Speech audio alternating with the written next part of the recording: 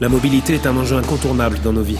Que ce soit pour les actifs qui traversent la jungle urbaine en quête de nouveaux challenges, les centres d'entretien moto et scooters Doc Biker s'engagent à chaque instant pour que thermique comme électrique, vous puissiez toujours compter sur nous. Doc Biker.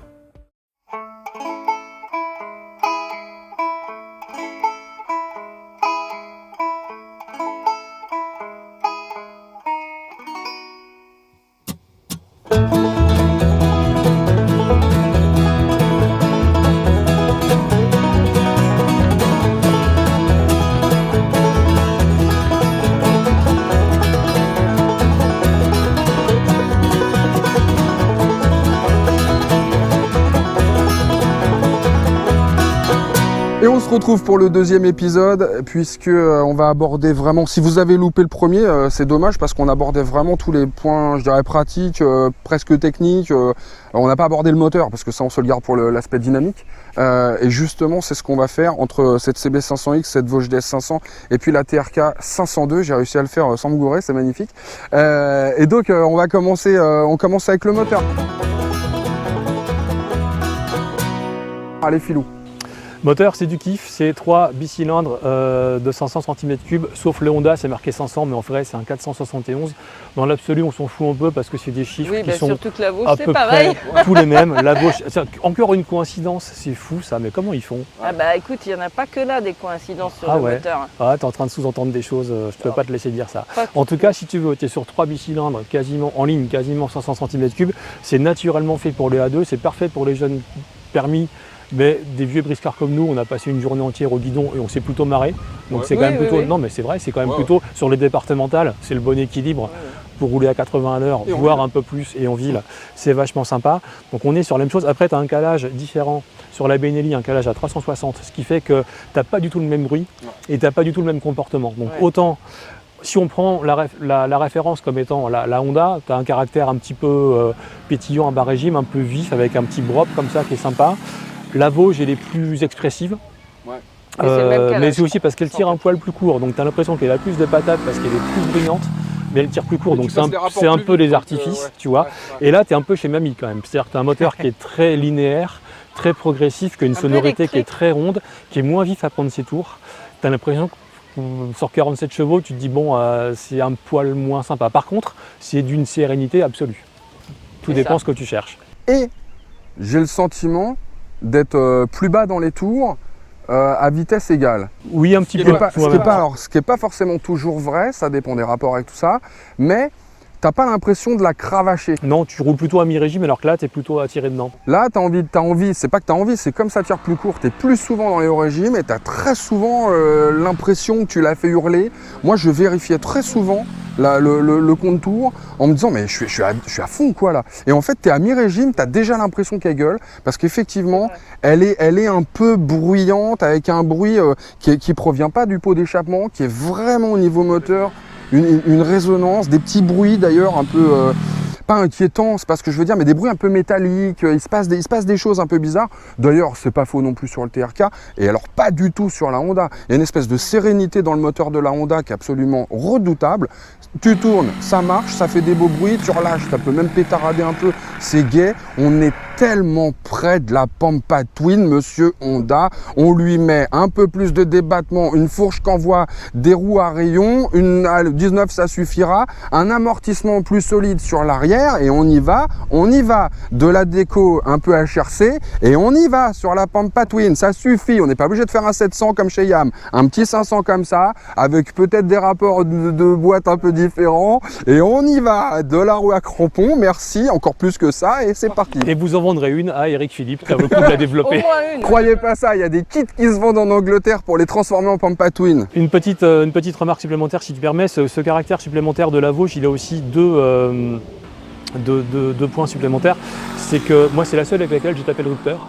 Parce que comme ça tire plus court et que voilà, elle est plus brillante et surtout elle vibre beaucoup plus. Donc tu as un moteur qui vit, mais les vibrations c'est à double tranchant. C'est rigolo entre deux virages, c'est un petit peu gonflant sur autoroute à vitesse stabilisée. Et là elle vibre beaucoup. C'est insupportable. Et il y a un troisième point, c'est qu'en fait elle a une réponse au gaz qui est excessivement plus brutale que les autres, au point que c'est un peu gênant en tout terrain. C'est-à-dire que sur les chemins, tu as du mal à doser, on a pris des cailloux hier, des graviers, tu es toujours en train de te dire qu'il faut assurer en plus au frein arrière et à l'embrayage. pour essayer d'avancer de manière fluide, alors qu'avec les deux autres, tu es quand même peinard gentiment sur un filet de gaz, ça fonctionne. Donc là, il y a du caractère. C'est à double tranchant, tu aimes une moto qui vit, qui s'exprime, elle le fait. Tu aimes un truc un petit peu fatigant, bah là voilà. T'es plus dans le sportif. T'es plus dans le sportif. Ouais. Non, mais c'est vrai que je suis un petit peu, cinglante avec la Vosges, mais j'ai été hyper surprise sur le long parcours d'autoroute là qu'on a fait quand même pour aller sur notre lieu de tournage. Au bout de 20 km, entre 100 et 130, des vibrations dans les pieds, dans les mains, dans les rétros, surtout dans les pieds. Je sortais mes pieds des repose-pieds parce que vraiment, Mais c'est pas à tous les régimes. c'est pas à tous les régimes. Non, c'est au-delà de 5000 tours, je te dis. Mais voilà. vu qu'elle tire court, t'es tout de suite à 5000 tours en fait. Voilà. Mais la Honda vibre quand même un petit peu aussi. Hein. Faut pas dire que ça vibre pas. Ah ouais, il y a des petites vibrations, mais elles sont moins gênantes. La TRK, j'ai trouvé aussi que à haut régime, ça vibrouillait quand même pas mal. Et puis tu as un genre de caisse de résonance à l'avant, des carénages, qui fait un bruit assez spécial. Je n'avais pas encore eu l'occasion d'entendre ce type de bruit. C'est vrai qu'en termes de sonorité, ça change aussi pas mal. On n'est vraiment pas du tout dans les mêmes univers. Et moi, je voudrais presque adresser un petit chapeau à Honda parce qu'ils ont retravaillé justement la sonorité et ça fonctionne. Et là, alors autant je l'avais déjà pas mal ressenti parce qu'on me l'avait dit, donc on prête attention quand j'ai fait l'essai en solo de cette machine. Autant là, à les comparer toute une journée, à échanger en permanence, là vraiment ça se fait jour. Il se passe quelque chose, il y a de la rondeur, il y a sa pétarade, il se passe des trucs avec la Honda qui ne se passent pas avec les autres, qui ont des sonorités un peu plus métalliques, un peu plus particulières. Et bon, c'est marrant, c'est des sonorités que j'avais pas entendues moi depuis un certain temps pour être objectif. Ça rappelle un peu les vieilles ER6, les toutes premières. Oh, ouais. C'est le même calage moteur, voilà. En plus 180 sur la Vosges et la Honda. Tu as des sonorités un peu, pas vieillottes, mais tu vois ce que je veux dire, des bruits un peu métalliques. Je trouve ça un peu surprenant parce que c'est des motos qui sont modernes, voilà, qui sont aussi modernes à vrai dire que la Honda, puisqu'elles sont sorties à peu près au même moment, à peu de choses près. On sent quand même qu'il y a au moins une génération, je dirais, de retard en termes de, je sais pas si c'est au niveau de l'admission, au niveau des, je sais pas, je pourrais pas l'expliquer, mais il y a des sons qui sont pas ce qu'on a avec la Honda, quoi. Voilà. Bon, ça c'est vraiment pour la sonorité. On roule. Parce que là, quand ça roule, c'est pareil, hein. Ça change. Hein. Et quand ça change, comme disait... Et plus ça change, plus c'est la même chose. Non, écoute, c'est pareil, c'est un peu délicat de parler de la Honda parce que c'est un tel aboutissement à une telle homogénéité qu'en vrai, tu n'as pas grand-chose à en dire. C'est-à-dire que ça tracte un peu à tous les régimes. Alors, c'est pas hyper excitant, il ne faut pas non plus s'enflammer sur le truc, mais ça fait 47 chevaux. Ça ne peut pas être le kiff absolu à rouler, mais ça fait le job, ça reprend à tous les régimes. C'est pas fatigant à rouler, tu te poses pas de questions, tu te prends pas la tête. Là, effectivement, tu es sur un caractère plus sportif, là c'est plus placide, tout ça on l'a dit. Alors, sur la Vosges, plus sportif, plus placide sur la TRK. Je le dis parce qu'on l'a pas forcément vu dans les gestes. Sur les châssis, c'est un peu la même chose. Cette moto-là, elle est lourde, cette moto-là, elle est vive. Et la mieux amortie des trois, c'est la Honda. Donc, tu as les amortisseurs qui peuvent paraître, tu te dis tiens, les plus raides et les plus sportives, c'est vrai au début, sur la Vosges. Par contre, plus tu vas rouler un peu vite, plus tu vas rencontrer des bosses et tu vas te rendre compte que la raideur, c'est pas la rigueur, c'est deux concepts très différents. Donc en fait, au début, tu es content, tu te dis tiens, c'est un trail un peu sportif, alors que ça, c'est le trail routier qui fait tout comme ça, sans esbrouf. Là, je suis sur une approche plus sportive, mais en fait, c'est moins rigoureux. Alors c'est vrai que tu as des bons pneus, tu as des pneus routiers, là tu as des pneus un peu plus mixtes, donc au début tu y crois, puis dès que tu les mets en contrainte, ça bouge, et après en termes de confort, c'est franchement pas terrible. Les pavés, c'est un supplice. Au quotidien, dans Paris, les bouches d'égout, c'est chiant, tu vois. Donc c'est clairement un niveau d'aboutissement et d'ingénierie qui, à mon avis, est en dessous de la Honda.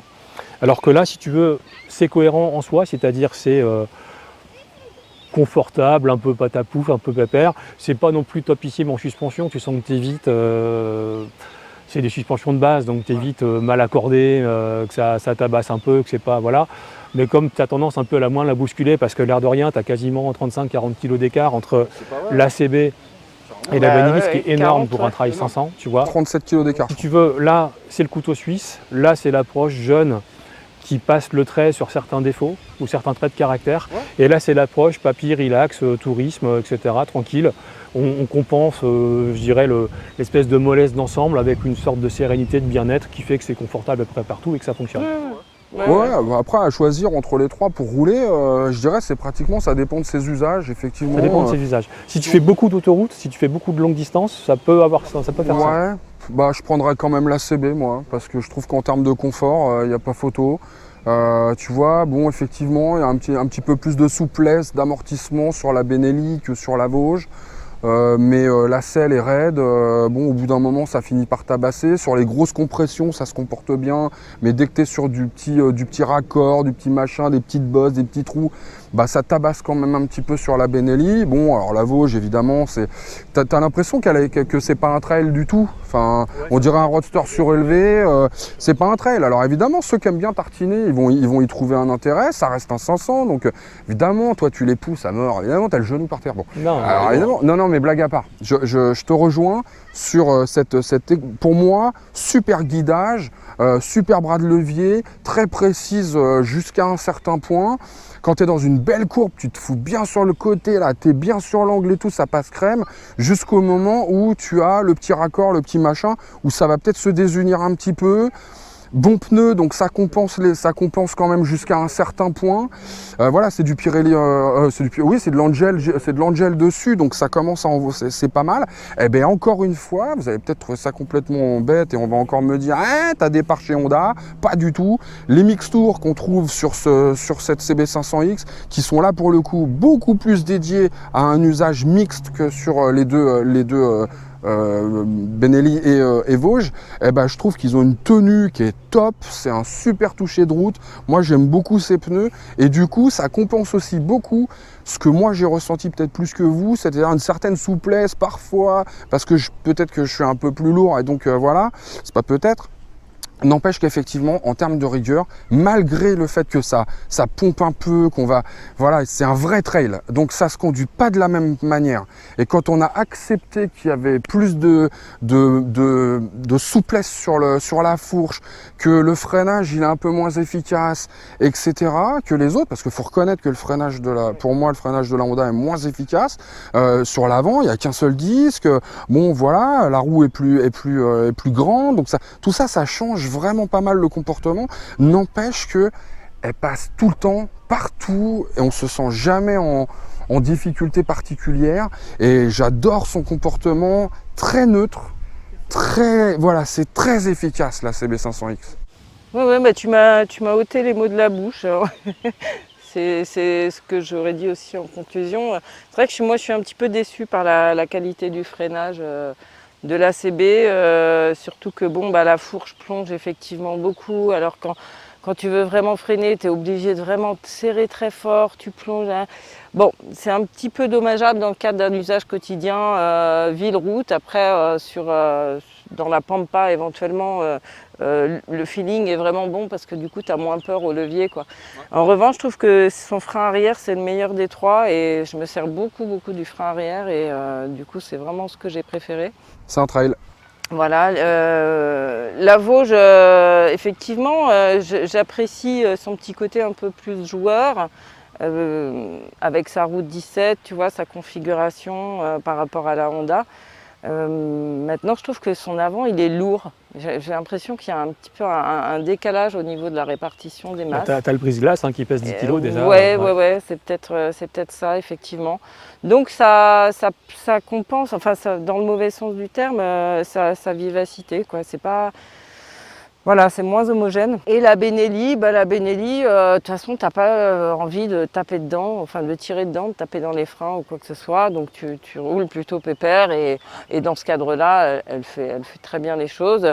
J'ai été très surprise en ville de son équilibre et de sa maniabilité, même dans les petits coins. Donc là, pour le coup, bonne répartition des masses, un guidon assez haut, l'avant qui se guide vraiment comme ça sans problème. En revanche, mauvais point en ville, ça va en même temps parce que c'est au même moment que je l'ai constaté, c'est que le moteur chauffe beaucoup. Voilà. Donc on voit bien, il y a une routière, un truc un peu rigolo, machin, qui connaît ses limites avec la Vosges, et puis une CB qui paraît hyper polyvalente par rapport aux deux autres, et malgré ses défauts, et elle en a, comme les autres, on a bien compris, hein, c'est quand même assez mobile, assez souple, etc.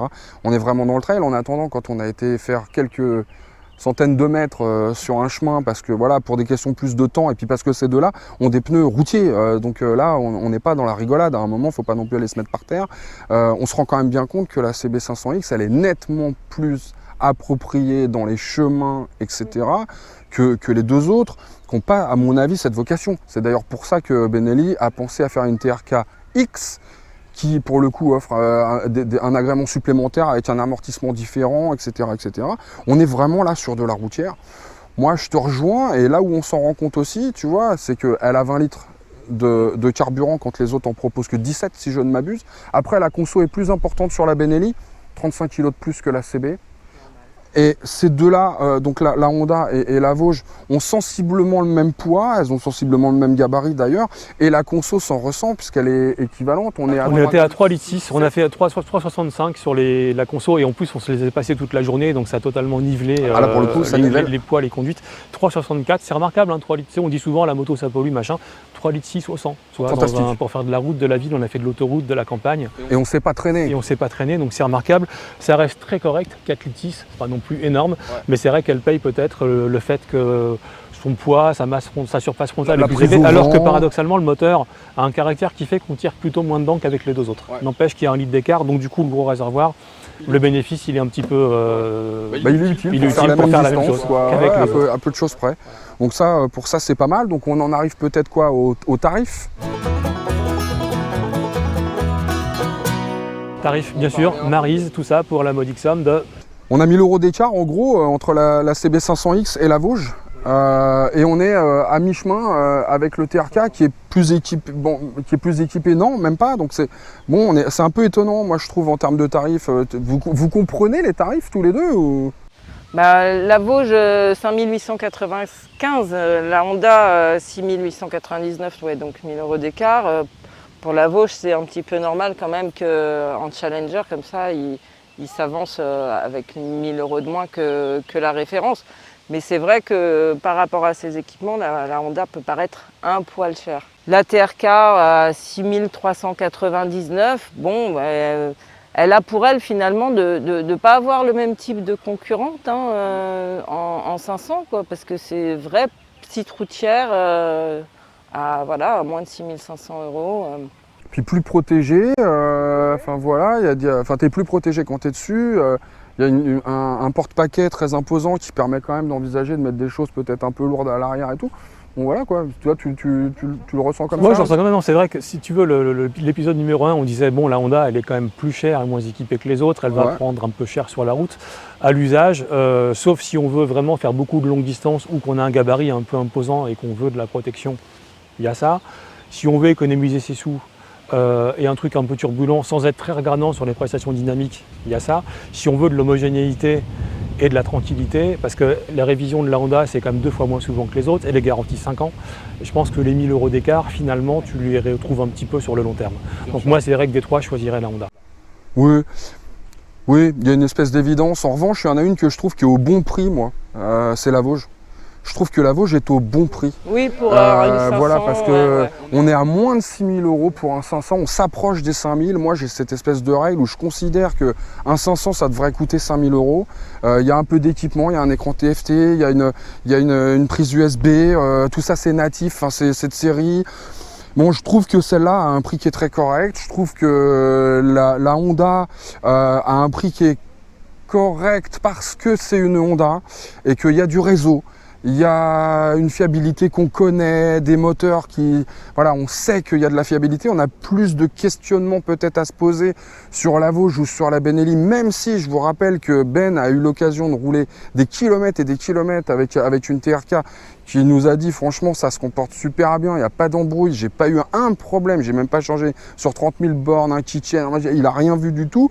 Donc on peut commencer à dire que les Benelli sont pas des motos non fiables. On ne sait pas encore encore sur de la Vosges, mais enfin Vosges c'est Lonsin derrière, c'est une énorme société chinoise qui n'est pas forcément connue pour faire des trucs pourris, et c'est ce qu'ils ont de mieux à proposer quasiment aujourd'hui. Donc gageons que ça soit une moto fiable sur le long terme. Pour l'instant on n'a aucune idée de ce que ça donnera. Puis la base moteur elle est quand même connue aussi, donc voilà, ça ça sort pas de nulle part.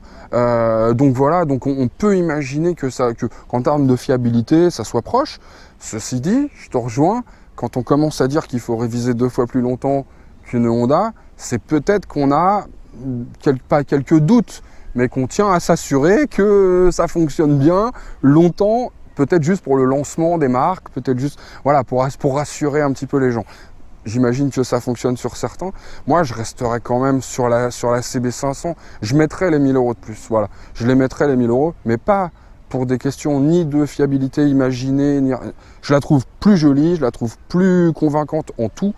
Donc à partir de là, j'irai plus sur la CB. Et c'est pas du snobisme hein, du tout. C'est vraiment à l'usage. On a eu l'occasion de rouler tous les trois beaucoup avec les trois à l'usage et pour tout ce à quoi elle ressemble et tout, j'irai sur la Honda. Voilà. Toi Maya aussi? Moi aussi. Rien que pour son embrayage qui est vraiment du beurre. Mais faut s'intéresser à Vosges, parce que dans les années qui viennent, et peut-être déjà maintenant, on ne le sait pas encore, et celle-là fait un carton en termes de vente, que ce soit en Italie, en Espagne, Portugal. C'est une très très grosse vente la TRK, donc c'est pas non plus des marques à négliger, et on tient toujours à le rappeler sur notre antenne. Les amis, merci encore pour ces excellents moments que j'ai pu passer avec vous pendant ce comparo. Merci à vous d'être toujours aussi fidèles à notre chaîne. On vous retrouve très bientôt, que ce soit dans un essai solo, un autre comparo, ou bien sûr les Moto & Co le samedi. Et Ben sera très bientôt de retour aussi sur la chaîne pour une nouvelle balade avec lui quelque part en France, et c'est toujours un régal, donc on est nous aussi très pressés de le retrouver. Et on est pressés de vous retrouver. Salut, à la prochaine!